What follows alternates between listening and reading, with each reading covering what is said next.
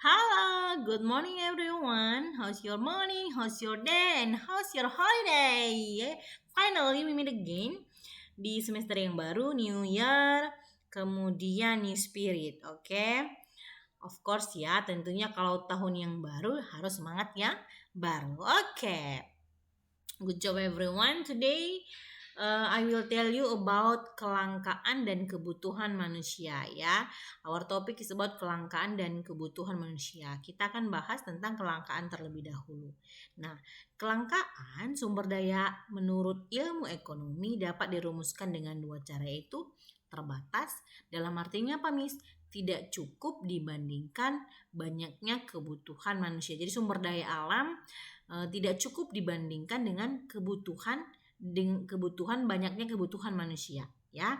Oke, yang kedua, good students, terbatas dalam arti manusia harus melakukan pengorbanan yang lebih untuk memperolehnya ya. And next, coba ya, please look at the picture, good students. Di depan sudah ada Miss buat faktor-faktor penyebab kelangkaan. Kenapa langka, Miss? Yang pertama, sumber daya alam terbatas. Yang kedua, rusaknya sumber daya alam akibat ulah manusia. And then yang ketiga, keterbatasan manusia dalam mengolah sumber daya alam. Dan yang keempat, kebutuhan manusia yang meningkat.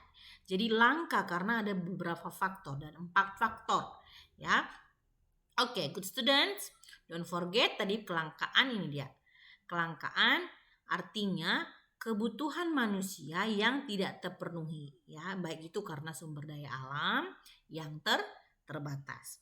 Oke, next kita mau lanjut ke kebutuhan. Nah, pengertian kebutuhan apa sih, Miss? Nah, kebutuhan atau needs adalah segala sesuatu yang diperlukan manusia untuk mencapai kemakmuran.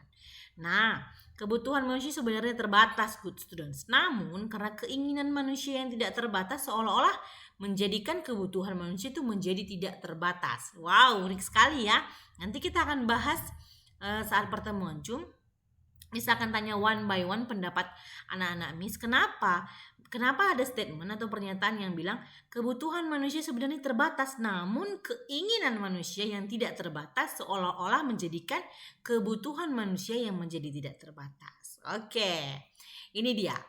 Ini akan kita bahas. Misalkan tanya one by one tentang pendapat anak-anak Miss, yang boleh presentasi satu orang atau mengungkapkan pendapat tentang gambar yang sudah Miss buat. Oke, unik sekali. Oke, next ini dia. Keinginan versus kebutuhan. Nah, kalau keinginan itu tidak harus kita beli. Tidak terlalu penting, butuh pertimbangan dan bisa digantikan. Berbeda dengan kebutuhan yang harus dibeli, tidak tergantikan tanpa pertimbangan, penting dan sangat darurat. Ya, jadi kita harus bedakan keinginan kebutuhan supaya tidak menyebabkan kelangkaan. Oke, good students. Oke, I think enough for today. Thank you so much. Bye everyone.